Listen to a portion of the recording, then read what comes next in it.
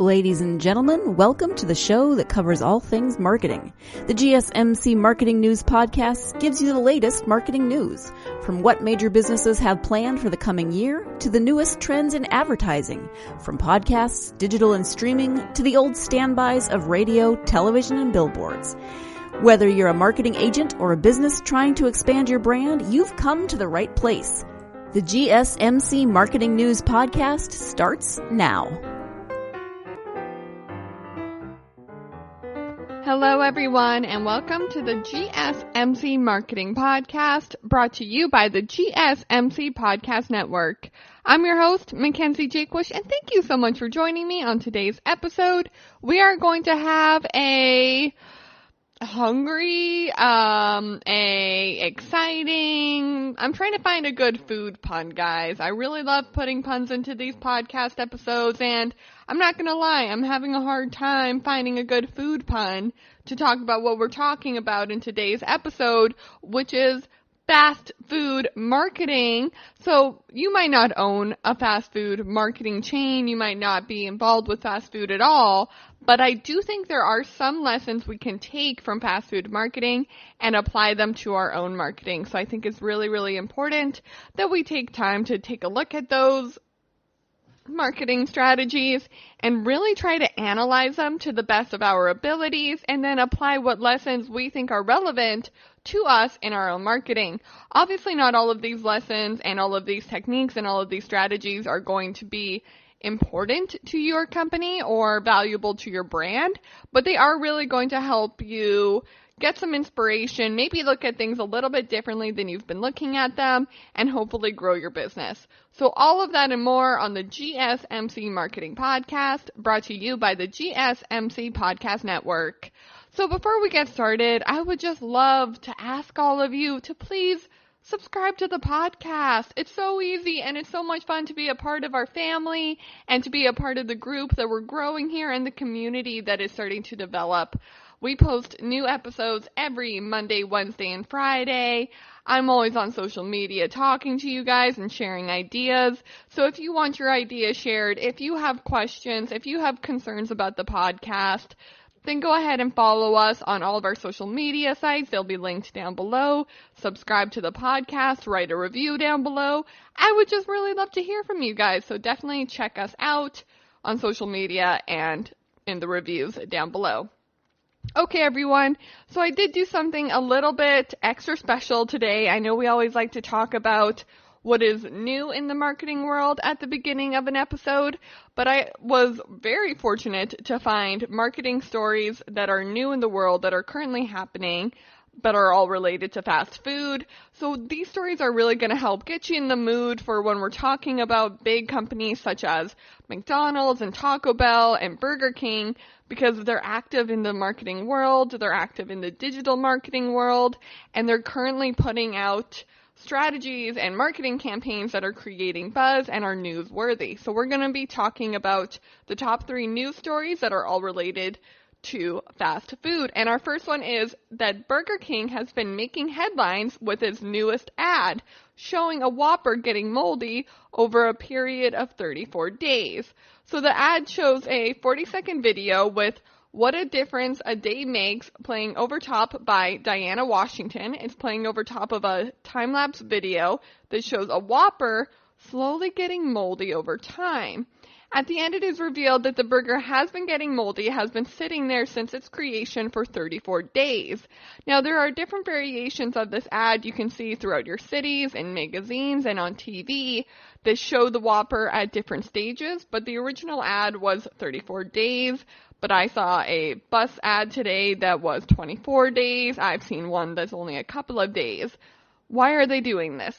They're trying to show that they're not putting in artificial colors, artificial flavoring, and that nothing about their burgers is fake. In fact, it is so real, it's going to go bad, just as something in your fridge, something you bought at a farmer's market, it's going to go bad, so is the Whopper. So the tagline for this is "The beauty of no artificial preservatives." And I really love that tagline. I think that tagline is so good. It's so clean, it's so cut, and it's just so perfect for an ad like this, because I think first of all, I do some photography on the side, and taking a look at the Whopper with all the mold on it and all the detail that they really focused in on with the mold and the time lapse, it's kind of quite beautiful. I get that I'm talking about mold, but it's sort of a very abstract look at something that we all know and love. We all have seen the Whopper. We all know what it's supposed to look like. So seeing a moldy version of it definitely does play with our sense of what is this? What does this look like? How does this react to our world? And from that alone, I think is really beautiful. So the tagline being, the beauty of no artificial preservatives, speaks to me as a photographer because I'm like, there is something beautiful in this. And it speaks to me as a consumer because I'm like, there's something beautiful in the fact that this fast food company is showing me the truth. But the truth is that their food goes bad because it's real food. It's not something like, I remember a few years ago, the McDonald's Big Mac was left over a month and there was no change to it all. Burger King is calling themselves out and saying, look, our food gets moldy, but so do your carrots, so do your apples, so do your oranges. Food that is real gets moldy. So that's really what they're trying to call attention to. There's been a lot of debate over this in the media recently of some marketers really, really love it, whereas some others really, really hate it. And it does break a lot of golden rules when it comes to food marketing that you never want to show anything like this. But I still think it's really, really great, and I'm definitely a fan of it. However, I would love to hear your thoughts on it, so please make sure to write that in the review down below. I'll also be tweeting this out because it's really just a strong ad, but I would love to hear your thoughts on if you think it's a strong ad.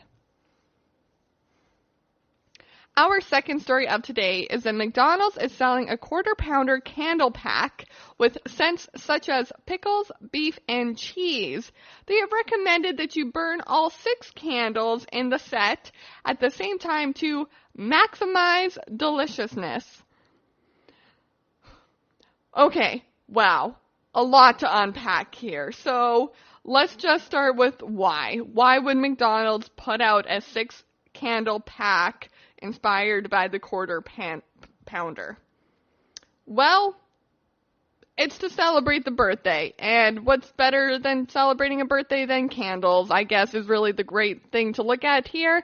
I'm not a fan of this marketing idea, which is why I'm sort of taking pauses here, because I'm really trying to find something positive out of this, because I'm always telling you guys to expand your reach, to merchandise, and to just sort of find new revenues for your marketing.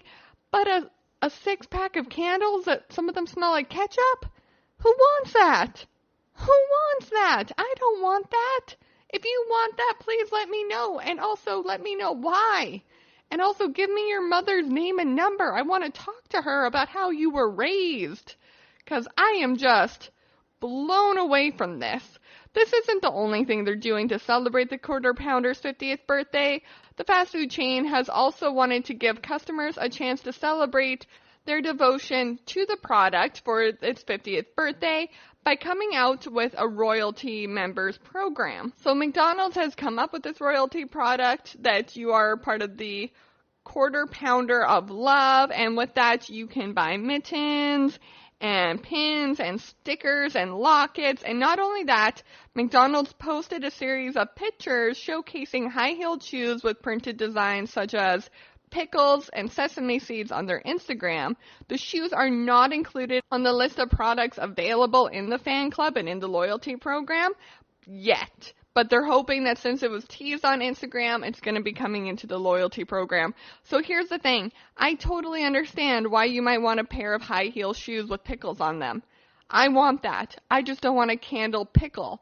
But as I'm saying this, as we're talking about it, and as we're thinking about it here, maybe that's not a bad idea, the candles. I was originally like, that's kind of gross. I don't want a beef candle. But now I'm thinking, it's the nostalgia, it's the celebration, and it's really just the creativity behind these projects that I think will excite people and engage people with this campaign. So overall, I do think this is a good and an interesting idea that McDonald's is trying to put forth to celebrate the Quarter Pounder's 50th birthday. So super original, super cool, and please let me know what your thoughts are and what you would be buying from this fan club. If you would be buying the high heels, if you're part of the candles, or maybe you just want some mittens, all of that and more, put it in the review down below or reach out through social media. Maybe somebody will be getting it for your birthday. Christmas is pretty far away, but maybe it'll just be a nice gift for somebody for sure. So our third story of today is that Papa John's names Taco Bell executive their new chief development officer. So Papa John's International has announced the appointment of Amanda Clark, who was the former Taco Bell executive, as their new chief development officer. Papa John's president and CEO Rob Lynch said, "I had the pleasure of working with Amanda during my time at both Protector and Gamble and Taco Bell, and I'm thrilled to welcome her to Papa John's. Her energy, ideas, and expertise will help us to achieve our goal of driving continued net unit growth through expansion in both the U.S. and around the world." Amanda Clark added, "I believe Papa John's is on a path to be one of the great brand turnaround stories, and I'm excited to be a part of it. I'm passionate about helping companies grow. Continuing to open more units is one of the key metrics that define the health of the restaurant brand. I'm looking forward to working with Rob and the leaders of Papa John's to write the next chapter in the company's history."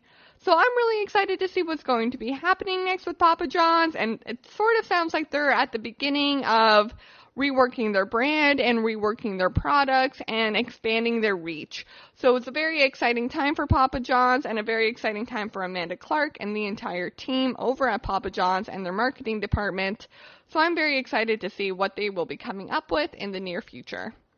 Okay, everybody, we're going to go ahead and take a short break from the podcast, but when we come back, we are going to be taking a look at some stats and facts about fast food marketing. So stay tuned for that, because you are listening to the GSMC Marketing Podcast, brought to you by the GSMC Podcast Network. I'm your host, Mackenzie, and I'll be right back.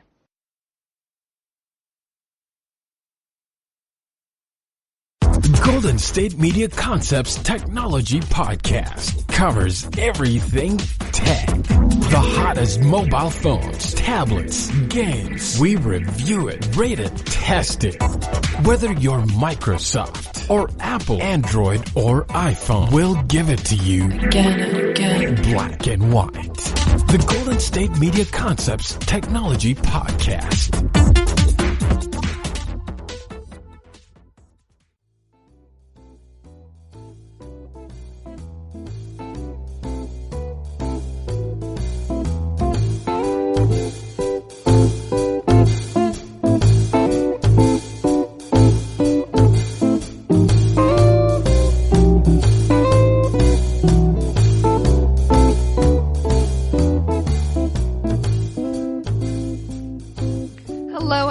And welcome back to the GSMC Marketing Podcast, brought to you by the GSMC Podcast Network. I'm your host, Mackenzie, and on today's episode, we are talking about fast food marketing. And guys, for the life of me, I cannot come up with a good fast food marketing pun. What is wrong? Is my pun machine broken? Is the part of my brain that used to come up with puns for marketing not working anymore? So what I would like to do is I would like to turn my puns over to you, audience, and if you have a good one, if you have a funny one, even if you just have an interesting pun about fast food marketing, plop it in the review down below or reach out through social media. I would love to hear it, so definitely let me know. Anyways, on today's episode, we are talking about fast food marketing. We are going to talk about some stats and facts. We are going to take a look at how they use their marketing techniques to better benefit their companies and their products. And then we are going to take a look at how you can use those techniques with your products, even if you don't make fast food. Even if you're not in the restaurant industry, there is still something to be learned here, and there are still skills for you to develop. So we are going to be taking a look at all of that and more on today's podcast. So to start out, let's talk about some stats and facts about marketing in the fast food industry. So the food and beverage industry spends approximately $2 billion per year marketing to children, which, if you compare it to the fact that in 2012, fast food restaurants spent $4.6 billion in total advertising altogether, which was an 8% increase since 2009. The advertising spending for the industry for canned, frozen, and preserved fruits, vegetables, and specialty foods is $1.36 billion for US dollars. So let's take a look at this, guys. They are spending $2 billion per year marketing to children. Their overall spending is 4.6, which when you compare it to food that is canned, frozen, and preserved, they're only spending $1.6 billion. So those numbers are crazy generous, but really what they tell us as marketers is that they've understood an idea that they're not marketing to parents. The parents are, yes, the people who are buying the food. They are the ones who are driving the cars through the drive-thru. They are the ones who are allowing their children to eat fast food. But the marketing's not built towards them. Most of the marketing dollars are spent towards children. Because a lot of the times, I'm not a parent, but I do remember mom and dad coming home from a hard work day. It's a Friday. They don't want to cook. You kind of turn to the kids to see what they want to do. And if they're all energized and excited to go to McDonald's, then you're going to want to just go to McDonald's. It's going to be fun. It's going to be a family adventure. But who put the idea that it was a family adventure in the mindset of anybody? It was the marketing towards children that originally got people on board. It was started with the children got the parents on board, and the parents are the ones who paid for the fast food. So really what you should take away from those three separate stats is understanding your competition and who your audience truly is. Because sometimes it works in reverse. Maybe you're a toy company and you realize that you're selling for children, but children aren't going to be the ones buying the toys, so maybe you want to market towards children. The same can be said for clothing for children, safety toys for children, but fast food marketing understood that they weren't targeting towards parents. They were never going to seem like the good decision for parents. They were going to seem like the fun decision for kids. So that's definitely something to take a look at when you're considering your marketing. Our next fact is that globally, fast food generates over $570 billion in the United States, which grew from a whopping $200 billion in 2015, which, if we take a look back at 1970, the revenue was $6 billion. So, number one, let's take away the fact that fast food has always been a growing industry in the United States. 1970, they were making $6 billion of revenue for the United States. Guys, that is a huge number for 1970. Now they're making $570 billion. That is a huge growth. That is so much money going towards fast food, and the marketing that goes forward for fast food is to help generating that revenue. So when we talk about really big companies such as Coca-Cola, we've talked about Disney, we've talked about Netflix, take a look at fast food if you're looking for inspiration. They're making the money. They're spending marketing dollars because they're successful. They understand what the U.S. consumer wants. They understand what the U.S. consumer needs from them, and they are willing to manipulate those needs and wants into a marketing campaign to suit themselves and to suit their products. So market share, for those of you that don't know, is the portion of a market controlled by a particular company or product. In the case of fast food, it goes hamburger-focused restaurants is 30% of the market, pizza parlors are 15%, sandwich shops are 12%, chicken restaurants are 8%, and Mexican restaurants are 7%. So I think it's pretty easy to tell that hamburger-focused restaurants are winning in the fast food market right now, which makes total sense because if you think of fast food, how many of you just thought of a burger and fries? Guys, I had dinner not too long ago, and all I want right now is a burger because I'm recording this podcast, so I'm left thinking about a burger and how much I just freaking want a burger right now. It makes sense. They know how to get into your minds with those burgers. Our next stat is that kids watch an average of over 10 related food ads every day, nearly 4,000 a year. Wow. When I think about how many I see, when I think about how many my younger sister sees, when we think about how much the younger kid that she babysits sees, that number is just getting bigger and bigger the younger you get. And again, it's really because these fast food industries understand how to focus their targeted marketing towards the audience that is going to be most receptive to their marketing. An adult is never going to be persuaded to go to McDonald's because Ronald McDonald is there. They're never going to be persuaded to go to Burger King because they're going to get a toy crown. None of that's ever going to happen, but they understand that a parent will be persuaded to go to Burger King, to go to McDonald's, if their kid wants the newest toy, if their kid wants to play in the play place, if their kid wants that fake crown from Burger King. They're understanding that their audience isn't the person who is directly buying their product, and that is a huge part of the marketing game. Our next fact is that in 2017, Burger King accounted for the highest number of ad occurrences among the leading food-related brands on TV in the U.S. Adverts for the fast food chains ran over 26,000 times on American television in that year.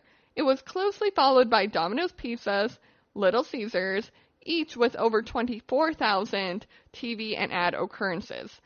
Wow. So, one, I was just shocked by this fact because I assumed it would be McDonald's. But then when you think about it, when was the last time you really saw a McDonald's commercial?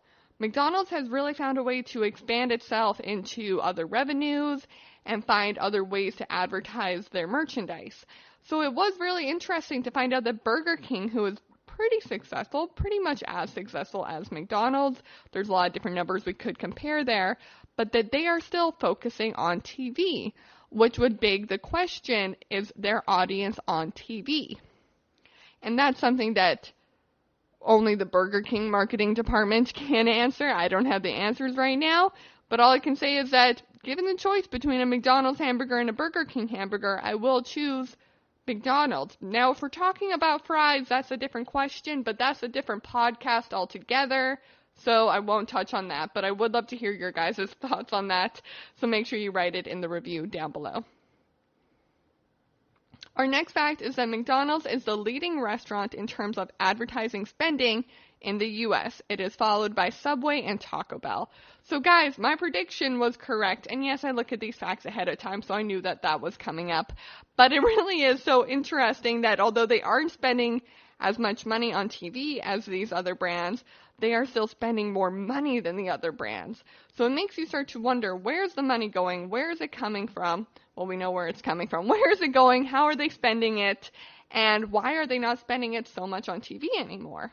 Our final fact is that Chile and the UK have designed specific rules regulating how fast food and junk food commercials and advertisements can be promoted towards children. So they recognize that there are many loopholes in the approach, so they decided to ban advertisements from TV, radio, and cinemas between the times of 6 a.m. and 10 p.m. Chile has also banned the use of cartoon characters from their sugary box cereals. So really, this is super interesting because obviously we've talked a lot about in these stats and facts how fast food companies target towards a younger demographic. But some areas and some countries and some provinces, some states, whatever it may be, have decided that that might not be the best, the healthiest idea for the actual public. So they have decided to put up regulations for that. And that's really interesting, and it's something we have to consider as marketers of, although this might be the most successful approach for us, is this the best approach for our consumers? Is it really good for them in the long run? How are they going to handle this on a day-to-day basis? So I think it's always really important to look outside of your product and decide if going forward with that marketing approach isn't just good for your company, but is good for society on a whole.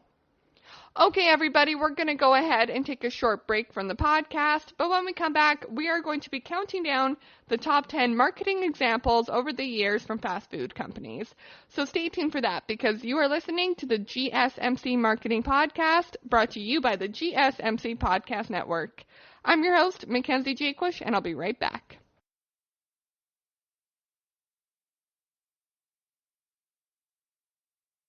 Tired of searching the vast jungle of podcasts? Now listen close and hear this out.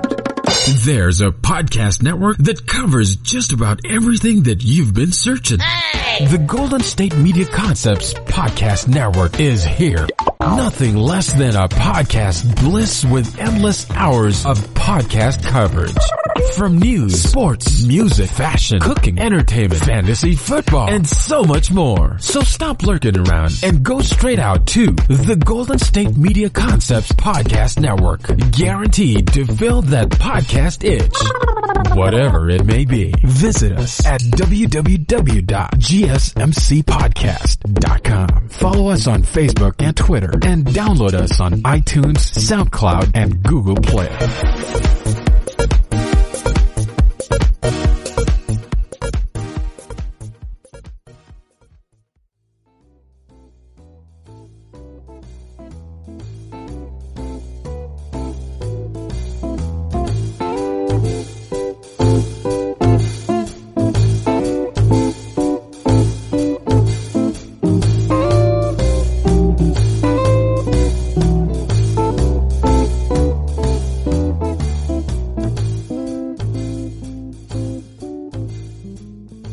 Hello, everyone, and welcome back to the GSMC Marketing Podcast, brought to you by the GSMC Podcast Network.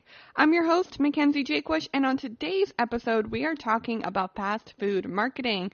So right now, what I would really love to do is count down the top 10 fast food marketing examples that have inspired us. They were very successful, and people seem to genuinely enjoy these examples, I guess would be the right way to say it. Later in the podcast, we're going to talk about some examples that failed, but right now these are the top 10 that really succeeded and helped create a brand within the fast food marketing world for each of these companies. So number 1 is KFC's original fried chicken recipe. So this might not seem like a marketing example, but it actually really is. So KFC originated actually as a gas station. A lot of people don't know this, but Colonel Sanders was a man who owned a gas station and just happened to sell fried chicken. So he decided to close down the gas station and open the KFC. And it took him a few tries of different herbs and spices. Maybe there was 10, maybe there was 9. Eventually he found 11 herbs and spices that made up the KFC original recipe. And from there, that just grew and grew. And now it's one of the most consistent things in KFC's marketing and in marketing in general, that the 11 herbs and spices are the KFC's original secret recipe. I hate to tell everybody though, if you know anyone who works at KFC, they're pretty basic. The 11 herbs and spices, it's not really a secret recipe, which is just super funny because obviously it's not. But they really built up a mystery around KFC, and it just kind of stayed with a consistent flow over the years. And they can change their recipes, they can change their prices, but KFC will always have their original recipe because that is a foundation of the brand. Number 2, Starbucks' secret menu. So this is a bit of a rumor and less of a marketing campaign, but it's funny how the rumor was started by Starbucks as a marketing campaign, but they've never strictly promoted it.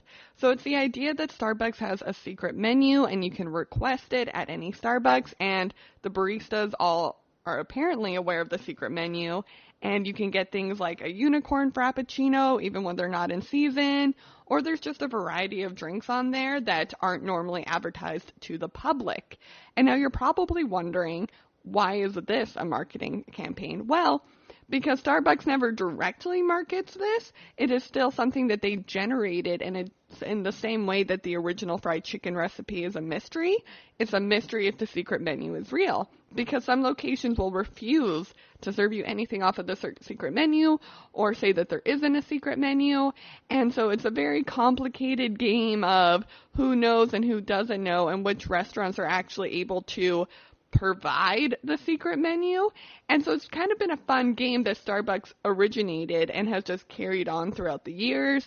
I think the secret menu has been a thing for about 5 years now, and it's just something that will continue to grow and continue to be just sort of a social media and a digital marketing tool for Starbucks, even if they're not marketing it directly. Number 3, pay with lovin'. So McDonald's put out a Super Bowl commercial saying that they are going to offer people the opportunity to pay for their meal by doing an act of kindness rather than pay with money. This is a super cute marketing idea. It shows who McDonald's is as a brand, who they are as a company, and how they're trying to connect with the community, and that they're not just a big organization, even though they are, but they're trying to show that they're more local and that they understand that they're humans, and humans help humans, and if you can show that you're kind, then they'll be kind back to you. So this is just a really cute marketing campaign. I really liked it, and I thought it was a very original idea. Number 4, Pizza Hut's boxes project movies. So what's better than pizza? Pizza and a movie, and Pizza Hut understood this. So for a limited time, they offered special Pizza Hut boxes that allowed you to turn your box into a movie projector by simply just sticking your camera or your phone or whatever projecting device you have through the hole of the pizza box, and it would project it. Not only that, every Pizza Hut box came with a printed QR code for each box that would allow users to download a movie for free. So what I really like about this campaign is that it is multiple ideas put together to sort of come up with one grand idea, right? They could have just done the QR code. They could have just done the projection box. They could have just done a commercial that implied you should watch a movie while you eat Pizza Hut. However, what they did was they took all of those ideas and all of those elements together to create one big campaign, which is really great, really fun, and really shows the brand. Number 5, McDonald's all-day breakfast, blessing or curse? That's the question I would like to ask all of you guys, because for me, definitely a curse. I should not be allowed to have breakfast at 5 p.m., especially not McDonald's breakfast. It is unhealthy, and I should not even have the option. But definitely a blessing for their marketing department. I remember when this was a thing that had just started, people were holding protests outside of McDonald's in a totally joking way, and it was just a lot of fun. I remember local radio stations were in on it, and it was just sort of to promote the idea before it happened that McDonald's was going to start serving all-day breakfast. But the idea was that McDonald's was listening to the public and saying, oh, you guys really want all-day breakfast? Then we'll do that for you. Even though they sort of originated the idea and they sort of encouraged people to protest and to talk about it online. So it was a very manipulative way to do it, although that sounds like a negative word. I mean, we got all-day breakfast out of it, guys. I'm not too, amped up about this, but it definitely was a manipulation for them to sort of get people to ask them to do something they were already going to do. That way people could say, thank you so much for this. It was definitely a little bit of a backwards way of doing it, but I definitely thought it was a lot of fun and very, very original. Number 6, Domino's pizzas. Are pizzas not that good? I freaking love this so much. So you can go look this up. Definitely go look up the ad campaign. But it was the idea that Domino's came out and said, hey, our pizza isn't the best pizza, but it's pretty good. Because that is so Domino's. Every time I've ordered Domino's, every time I've gone out and got Domino's, I'm always like, this isn't the best pizza, but it's Domino's. There's something magical about it. I remember when I first started dating my boyfriend, all we ever had was Domino's. We were both in university, we were broke, and there was a Domino's across the street from where he lived. So once a week, I'd go over there, we'd hang out, and we'd get Domino's. And every time we'd be like, hey, this isn't that good.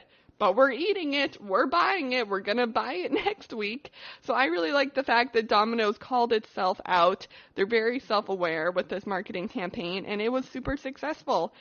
So if there's anything to learn from Domino's, is that it's to be original and to be yourself. Even if yourself has flaws, talk about your flaws.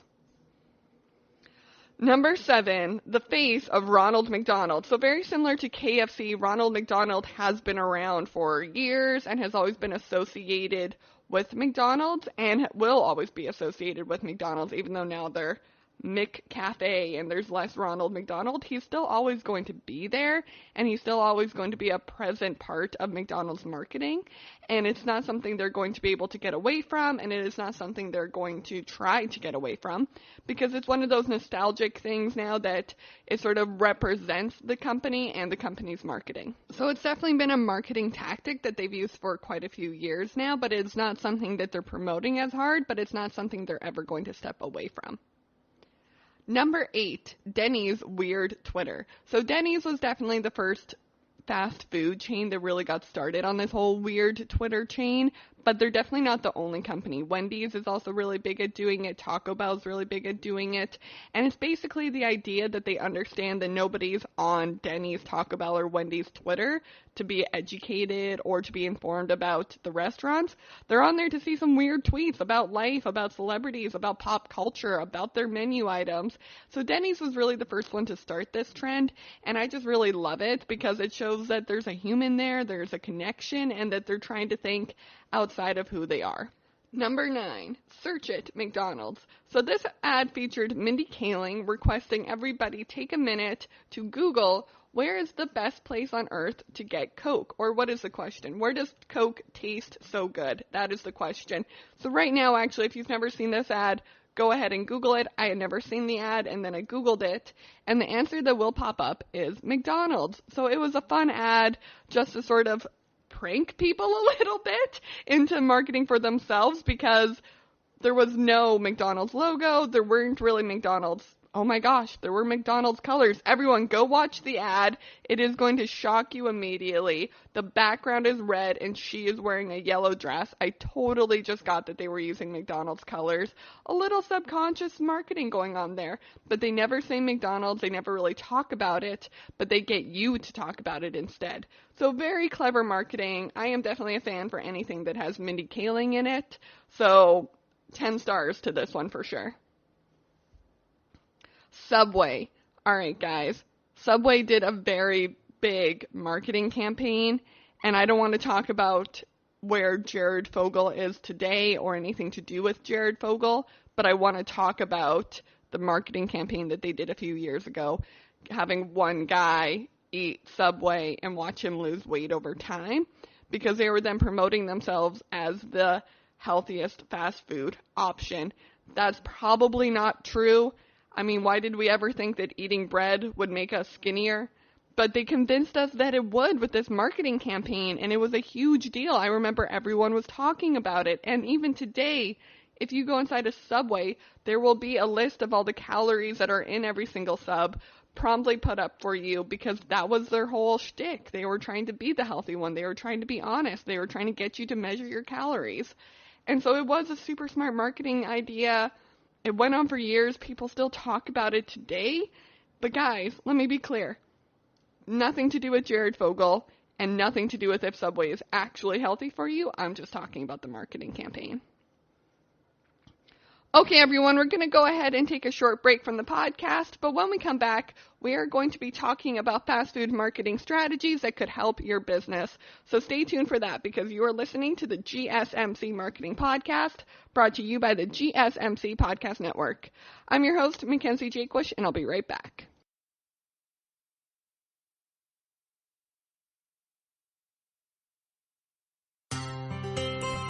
Are you a business owner? Someone interested in the latest news that might affect your business? Then check out the GSMC Business News Podcast, a show dedicated to keeping you up to date on all things concerning business, technology, and the stock market. Get a head start on the day as we keep you updated on the latest goings-on Wall Street, money, jobs, and technology. The GSMC Business News Podcast has you covered.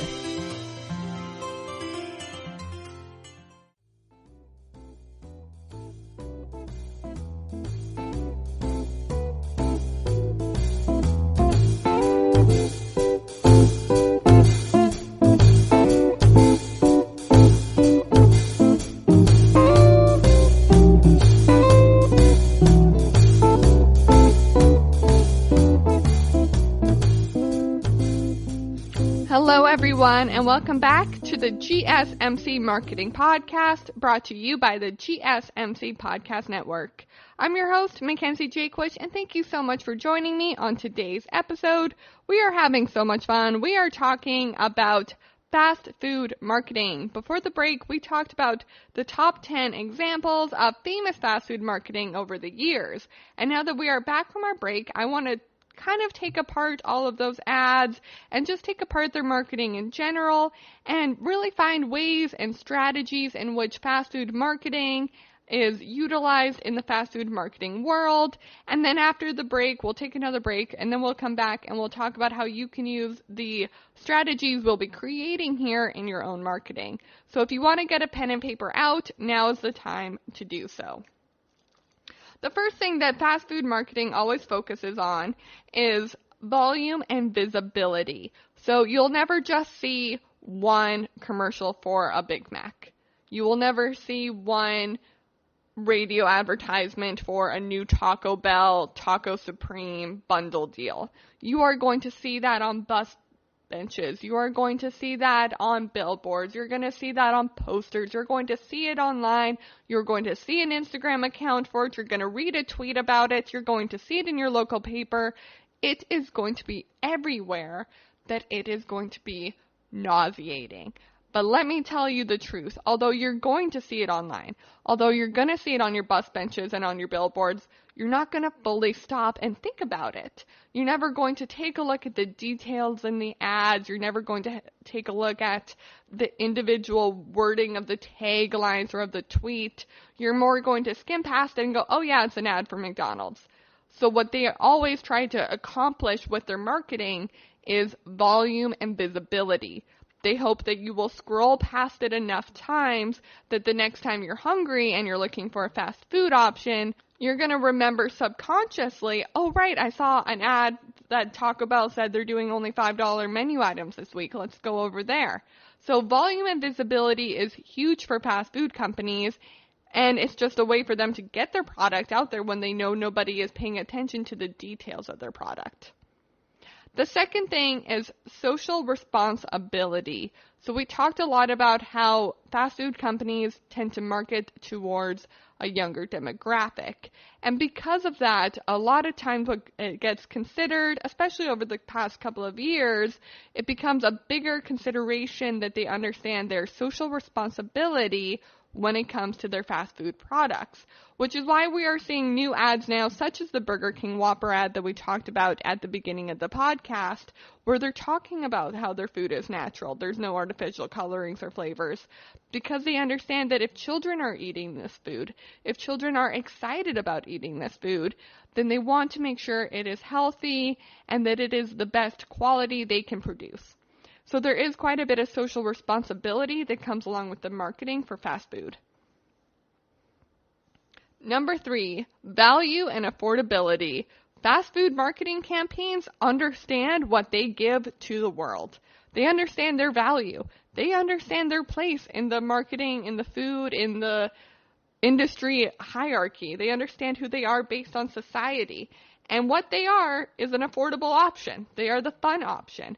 So they understand their value by the sheer nature of what they do and why they do it. So they then decide to promote their values and their affordability through their marketing so that other people recognize it too. Nobody's going to McDonald's for a high-end dining experience, but they're not marketing a high-end dining experience. They understand who they are and what they are about. Number 4, maximize each demographic. So although we did see that a majority of their ad spend dollars are targeted towards children, it is not 99%. It was barely 50%. I think it was something like 48%. And the reason of that is that they try to target each demographic, but they don't try to single out a demographic either. Although they are targeting towards children, I could see an ad for McDonald's, you could see an ad for McDonald's, my dad could see an ad for McDonald's, and it would all still click into place. They really try to maximize each demographic that is available to them, which is every demographic. Number 5, they utilize direct mail. So flyers aren't dead. At least they're not dead for fast food companies, which is so interesting. And it's really interesting to take a look at how fast food companies can really utilize every platform in a lot of ways that other companies can't anymore. So one of the ways they utilize it is they utilize direct mail. I still get flyers, and guess what? I have a Burger King flyer from months ago that I haven't used. The coupons in it are probably expired, but I saved it because I was like, oh, we're going hiking next weekend on the way back. We might want some Burger King, and this has pretty good coupons in it. So they are really starting to understand and utilize all the platforms that they have available to them because they understand that it's something that people keep in the back of their mind. This might not work for your product, but it does work for fast food. The next thing they do is utilize every platform. So not only do they use direct mail, but they have an Instagram account, they have Twitter accounts, they have TikTok accounts, they have Facebook, they have billboards, they do guerrilla marketing, they are on radio, they are on TV, they are everywhere. Fast food companies know how to utilize platforms to the best of their ability because they understand that nobody's paying attention to the McDonald's ad that is on their TV or on their phone, but they're going to see both of them. And eventually all of that seeing and all of that recognition is going to build up. The next thing they do is they have great loyalty programs.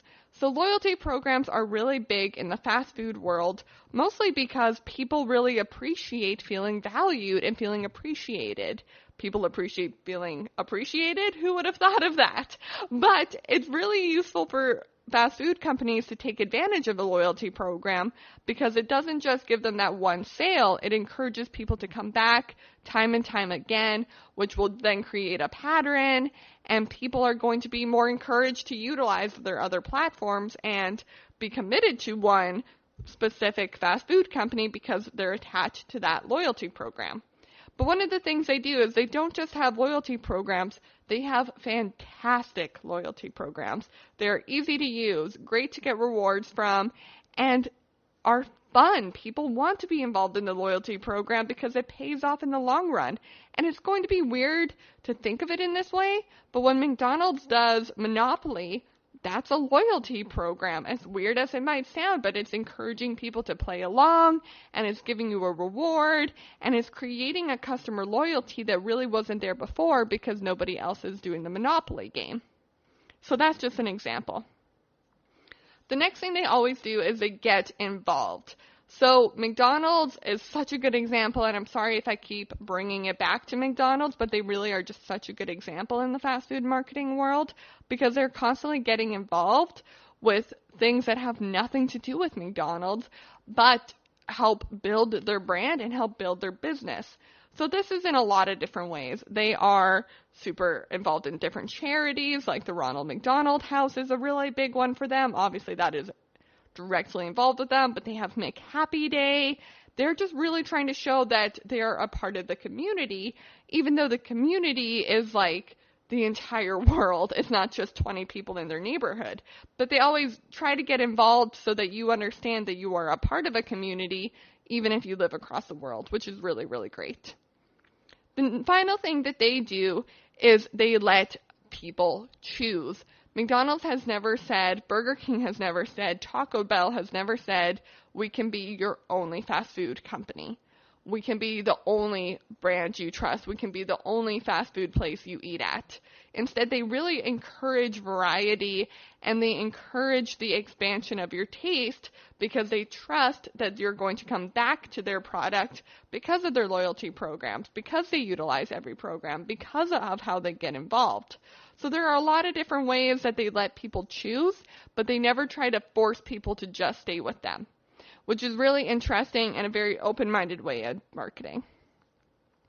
Okay, everyone, we're going to go ahead and take a short break from the podcast, but when we come back, we are going to be talking about how you can take all of the different lessons we just learned and apply them to your own marketing. So stay tuned for that because you are listening to the GSMC Marketing Podcast brought to you by the GSMC Podcast Network. I'm your host, Mackenzie Jaquish, and I'll be right back.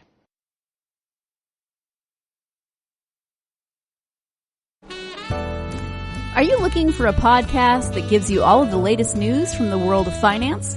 Then check out the GSMC Financial News Podcast. We'll delve into the ups and downs of the stock market, changes in the economy, and news from the world of real estate and technology.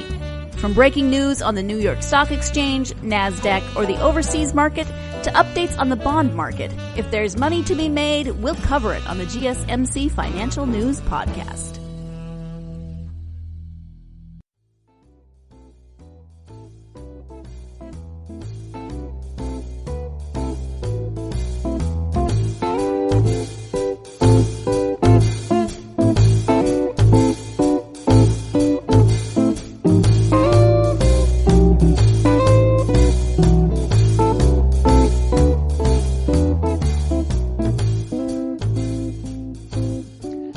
everyone, and welcome back to the GSMC Marketing Podcast, brought to you by the GSMC Podcast Network.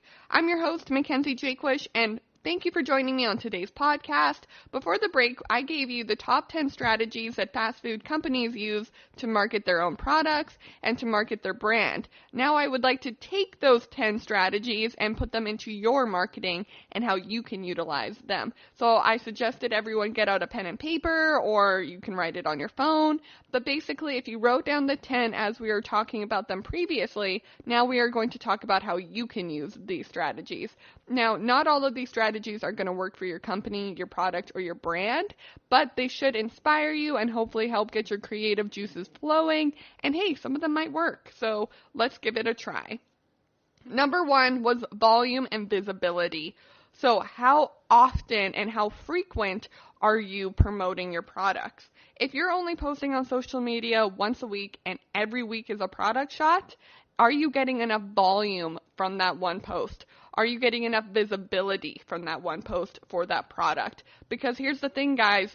If somebody's on social media at 9 a.m. and you post at 10 a.m. and they're already logged off, they might not log back on until like 12 p.m. And by then there's going to be 12 different ads that have gone up, probably a million different ads that have gone up actually, and you're going to get lost in the shuffle. People aren't going to care anymore. They're not even going to see your post. So if you want one product promoted and it's all of your marketing dollars are going towards this one product, let's say, even though that would be crazy, then you want to put it out there as much as possible. You want to get that volume out there. You want to get that visibility out there so that people actually have a chance to see it and to interact with it. And this is also a really good reason to not just use one platform for your product. Make sure that you're promoting it on all of the social media platforms, through Facebook ads, through guerrilla marketing, through billboards, through TV ads if you have the budget, through radio ads if you have the budget again. But it's just getting that volume and that visibility out there to really promote yourself and your product. Number 2, social responsibility. So this is really trying to consider, how does my product affect the world around me? Is it a positive effect or is it a negative effect? If it is a negative effect, then maybe that's something you need to take a look at with your product and with your marketing strategy. But if it's a positive effect, use that in your marketing, or try to find a positive effect through your product. Even if it's negative, find the positive. There's always a positive, and it's definitely important to promote your positive over your negative. Number 3, value and affordability. So fast food companies understand that a lot of their value comes from the fact that they're affordable. So I would love to ask all of you right now, what is the value coming out of your product? Are you a water bottle salesman and your water bottles are 100% biodegradable? That's the value that you are giving to your clients, so you need to promote that. All of these fast food companies promote the fact that they're affordable. They talk about their prices. Are you affordable? Do you talk about your prices? If not, then start doing that. Find your value and promote it. Number 4, they maximize each demographic. So this can be a little bit tricky, and this is one that works really well for fast food companies, but might not work really well for your company, because I would never suggest that you throw all of your marketing dollars to try to target every single demographic, because although that works for fast food companies, it might not work for your product. Again, if you sell water bottles that are 100% biodegradable, then maximize your demographic to people who want to buy that. Do some market research, try to figure it out, and then make sure you are maximizing that demographic. Try to find the top 3 demographics to maximize your efforts towards, rather than just trying to share the wealth against all of them. Number 5, direct mail. So fast food companies really thrive on direct mail and pushing out flyers and pushing out coupons. And what I would really love to ask you is, are you doing that? I know it seems like such an old way of doing things, but you would be shocked at how often that actually works, especially if you have a very beautiful and a very interesting flyer or direct mail option. People actually want to interact with that. It might seem really weird, but if it's in my mailbox, I'm going to at least take a look at it. And I remember I used to work for a housing development company, and they used to do direct mail all the time because they were selling to a community that was a very small knit community in Canada. It was a small town in Canada, and they knew that a lot of people weren't going to be reacting to Facebook ads, so they sent out direct mailers instead. So if that works for your brand, if that works for your demographic, then definitely try to emphasize that as much as possible. Utilizing every platform.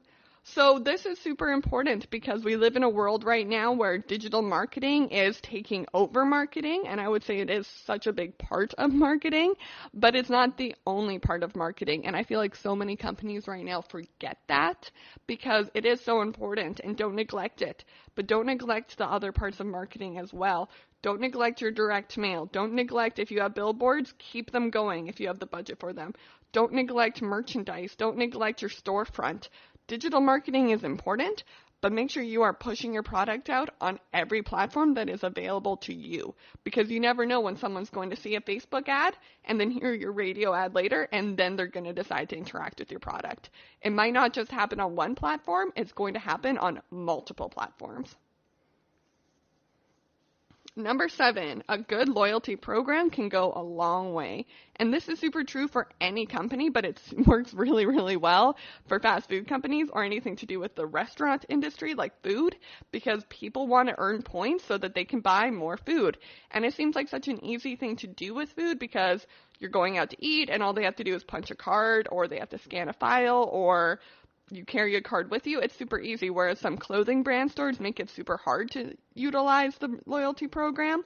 So all I would suggest, if you have a loyalty program or if you're considering a loyalty program, ensure that it is structured, fun, and easy to use, because then people will actually want to interact with it. Number 8, getting involved. So getting involved with your community and with your active online community and just with the world around your company is super important, and you can do this by networking with other companies and businesses around you, with charity organizations in your community, in your neighborhood, or just by simply, like, guys, McDonald's is a huge company, but they're doing the Paint It With Love campaign, which is so simple, but it makes it feel like it's one giant community. So if you have a brand that is on the same level as McDonald's, or you have multiple locations even, then try doing something that loops together all the organizations and all the locations. That way you're better able to create a community and you're better able to get involved. Number 9, be social. So we didn't talk about this one too much with how restaurant industries utilize this, because it can be a little bit tricky for fast food restaurants to do this well, but it's really important for you to do it as well. So be social. And that doesn't mean going online and being on social media, but it means that every person that does work at your industry or at your company they're social and they're involved, and it's about getting involved and it's about interacting with the community. Number 10, letting people choose. So social media and the restaurant industry, the fast food restaurant industry, are super great for letting people not feel like they're tied down to one fast food chain. If you eat at McDonald's, it doesn't mean you can't eat at Wendy's or Burger King. But a lot of other industries try to just like force people to just belong to them and to have that customer loyalty. That's not going to work. You need to allow your customers to have the choice to keep coming back. So make sure you're always promoting that your product is the best, but it's not the only option. That does not mean promote other people's products. It does mean allow other people to be able to leave and come back. Okay, everyone, we're going to go ahead and take a short break from the podcast, but when we come back, we are going to be talking about the fast food marketing fails over the past couple of decades. So stay tuned for that, because you are listening to the GSMC Marketing Podcast, brought to you by the GSMC Podcast Network. I'm your host, Mackenzie Jaquish, and I'll be right back.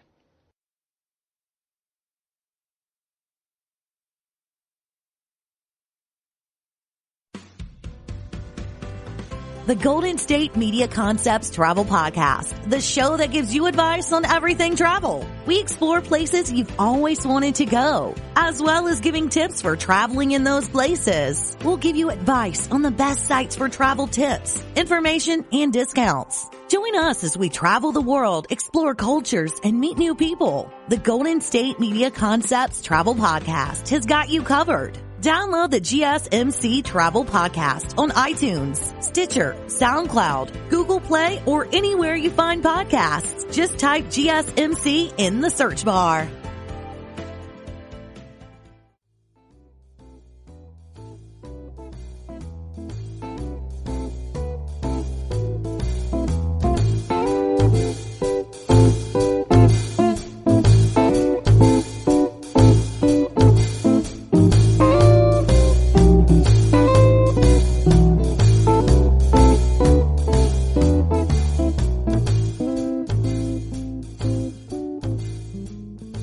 Hello, everyone, and welcome back to the GSMC Marketing Podcast, brought to you by the GSMC Podcast Network. I'm your host, Mackenzie, and today's episode has been all about fast food and fast food marketing. And let me tell you something, I'm starving. I am so freaking hungry now, having looked at all of these fast food marketing examples and learning about them. And let me tell you, some of these have worked. I am really in the mood for a Coke from McDonald's and then some Burger King fries and then some KFC chicken. I am all over the place, but it is because we have been learning about all of the different marketing techniques that they use. And let me tell you, they're working on me right now. That's all I can say. Hopefully, though, these will bonk me out of that and I will no longer want any fast food, because we are talking about the fails that they have occurred over the past couple of decades and some really bad marketing techniques that they have tried and failed, because, hey guys, sometimes you try something and it fails. So our first one is the McDonald's Hula Burger. So in the 1960s, they tried their first meat alternative sandwich. However, they took it a little too far. Instead of trying something like tofu or fake meat, I guess that wasn't really a thing yet, but they decided to put a thick slice of pineapple in between cheese and a bun, and I'm ready to throw up just thinking about that. I absolutely love pineapple, I absolutely love cheese, and I absolutely love bread, but that is disgusting altogether. That sounds so gross.